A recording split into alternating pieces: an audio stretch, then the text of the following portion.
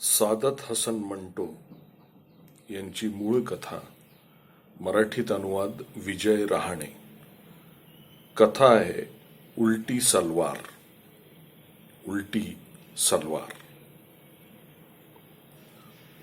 साहेब साहेब माझं काम होऊन जाईल ना?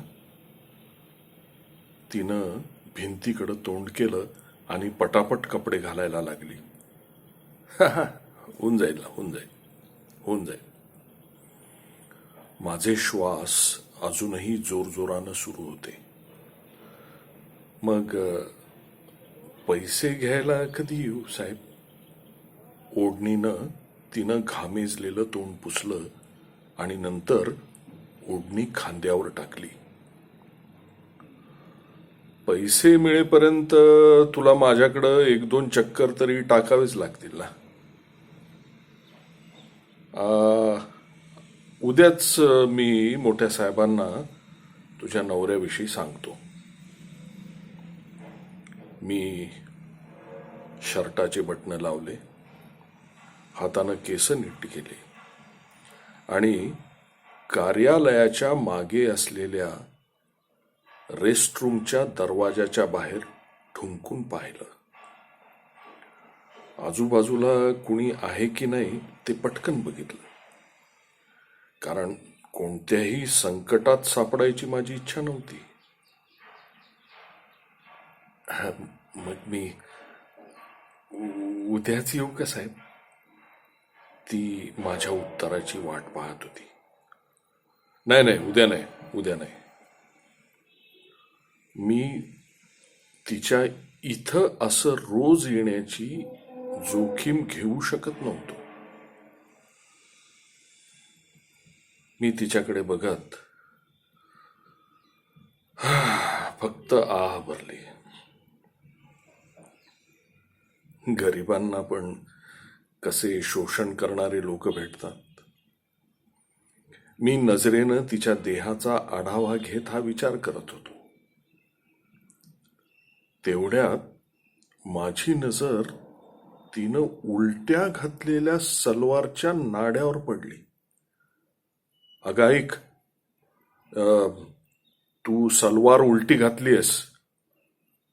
तिनं आश्चर्यचकित होऊन आपल्या पायांकडे वाकून पाहिलं आणि नंतर सरळ झाली. सलवार काढून सरळ करून घाल. मी निघतोय. 5 मिनिटात तू पण मागच्या दरवाजानं निघून जा. आणि हा, लक्षपूर्वक. ओके? कुणी तुला पाहायला नकोय. हा, ओके? अजमल खान 4 वर्षापासून आमच्या कारखान्यात रात्रीची चौकीदारी करायचा. 3 आठवड्यापूर्वी कारखान्यात दरोडा टाकू पाहणाऱ्या डाकूंना तो भिडला, पण त्याच्या पायाला गोळी लागली. आणि आता घरात पलंगावर पडून आहे तो. कंपनीच्या मालकानं त्याच्या इलाजासाठी 50,000ची घोषणा केली, पण विसरून गेले नेहमीप्रमाणे. त्या पैशासाठीच त्याची पत्नी वारंवार चक्कर मारत होती.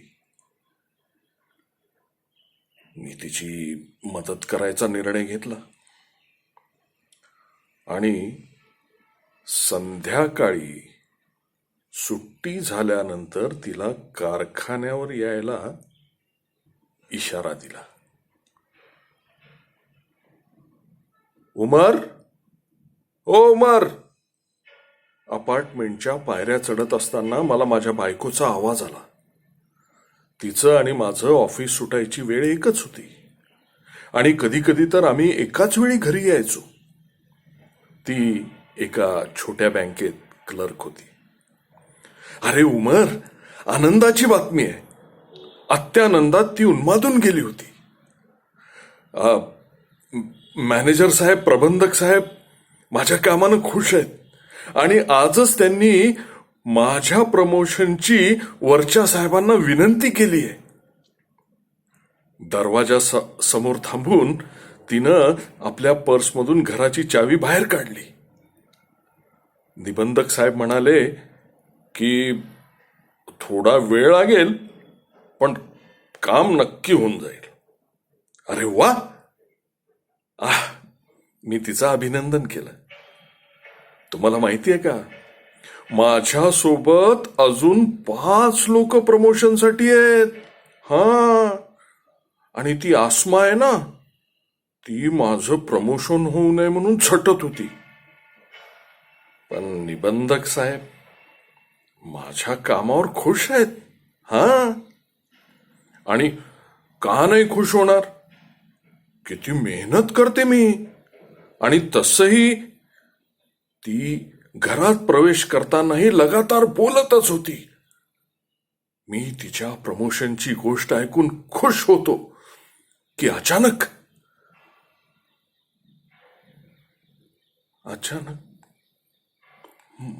माझी नजर तिच्या उलट्या सलवारकडे गेली.